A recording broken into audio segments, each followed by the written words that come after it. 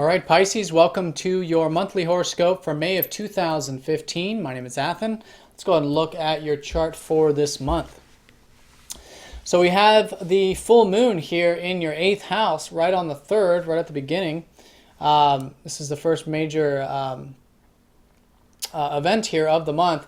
And so this is a culmination of both the last 6 months of the solar cycle and past 2 weeks of the lunar cycle.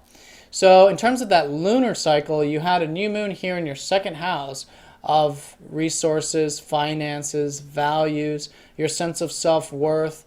And so your sense of self-worth and your overall self-reliance has been going through a sort of process this month. And so now, from that 2 weeks ago, when maybe there were some new beginnings relating to these things or some new understandings unfolding, this is a culmination of that. So it can go very well for the material side of things, such as finances, but it's just overall seeing it very clearly is the most general for all of you. Seeing it very clearly, and in the 8th house here, it's also seeing what life is truly about. You know, because the financial side of life and material side of life and enjoyments on a earthly sense are very, very important. But there's so much more, isn't there? There's deeper things. There's things beyond the material realm. And that's what the 8th house really symbolizes. So going beyond, the simple enjoyments and really connecting to things on that very deep level. So with a full moon in the 8th, it's an awareness. I think you're going to be very aware of both the, material and non-material enjoyments of life. And so it's about balancing these two and having that nice harmony between the things that are deeper, non-material, and things that are material, more lighter, more about just sensual. And in that balance, then you'll have that illumination, you'll have that awareness, and lots of energy to continue moving forward with these things relating to the 2nd house, which has been the emphasis last month and is still going to be the emphasis for about the first 2 weeks of this month while we still finish up this lunar cycle. So that's the culmination of the lunar cycle. We also have a culmination of the solar cycle, which means that about 6 months ago, you had a new moon in that 8th house. 8th house, 6 months ago, maybe you decided to get really committed in a relationship. You decided to get really deep with yourself or with your work or something like that, because the 8th house is all about seeing the truth, getting vulnerable, getting truthful, really seeing things for how they are. So if you think back to 6 months, maybe there's something relating to that that's being culminated this month. It can also have to do with shared resources such as debt on one level, but then also positively on the other level, sharing resources with a significant other or business partner, things like that. But a culmination, a high point of those things over the past 6 months. Now, on the 6th, we have Venus shifting signs. She's going into your 4th house, where she loves to be, actually. She loves to be at the bottom of the chart. And so this is very, very nice for connecting to home, family, your roots, your past, your sentiments. Venus in the 4th. It's all about connecting to these things, forming relationships in that particular part of your life, and just having that emotional connection in your relationships, which is always the case, but it's also very communicative. Venus is going to be in Gemini here. It's a very communicative sign, sharing ideas. She likes to be in Gemini too, so very nice placement of Venus. Do these things, get in touch with those domestic side of things, and I think you'll find that very enjoyable this month. Now on the 10th, we have Mars going into your 3rd. All right, so this is where a lot of emphasis is taking place this month. You've already had Mercury transiting the 3rd this month and last month, tail end of last month, and now Mars entering here. So I think you're already thinking about the more to and fro elements of life. I think this is an excellent time for you to be learning, maybe doing some teaching of your own, maybe doing some writing, some communicating, all of this stuff, one-on-one sort of exchanges, either with yourself, which is the hemispheres of your brain, left and right, or with your relationships or other people in your life. This is joining the marketplace, So an excellent time for all these things. I think your mind is definitely going to be active. I think you have that assertiveness now too with your ideas. And so, the bottom of the chart here, on one side is the emotions, on the other side is the thoughts and ideas. So I think you're going to be very motivated by your ideas, especially from the 10th onward when Mars goes into that 3rd. And then we're going to have a Mercury retrograde and a lot of other activity going on in the 3rd, which I'll talk about.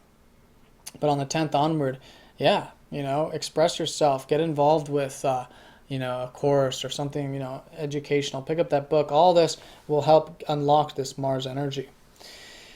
Now, on the 17th, we have the new moon right on the cusp of your second house and your third house. So you're having another new moon in your second house, but it's so close to the third house that it's going to be a mix of both. So the mixing of the second and the third is that the new moon will be something relating to the financial side of things or material side of things that is maybe an idea you have. It's very intellectual, or you're understanding, you're wanting to get very practical with it. Okay, this is your sense of self-worth at a very fundamental level in terms of the second house, how you're understanding more about what you're worth, what you value, what you enjoy out of life, the simple pleasures, and then how to actually go about it, because that's what the third house is the practical, how to actually do that. And then it's also the inverse too, or can be, where it's the third house, which is again the courses, the learning, teaching, sharing, all these things that you are getting very grounded with and understanding on a material level with. Or it could be, financial or something like that. So whatever it is for you, around the 17th, reflect around this time, because that's what we want to do during a new moon. And then as the lunar cycle builds for the next 30 days from this point, it'll become more and more aware and clear in terms of what this second/third house new moon is all about for you. Okay. So put energy into that a little bit later. This is around the 17th. You want to reflect on this area, on these two areas here, your second and your third. Then on the 18th and 19th, we have Mercury going retrograde. He's going retrograde in that third house. Like I was saying, lots of activity here in your third. And so with Mercury retrograde in the third is about rethinking about your ideas, rehashing your ideas.